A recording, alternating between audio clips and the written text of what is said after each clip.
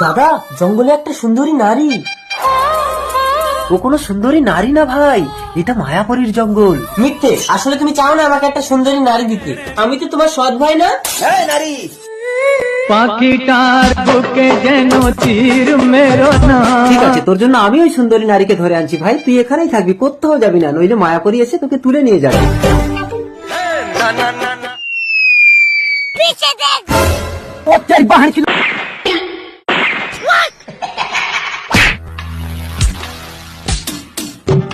কে তুমি?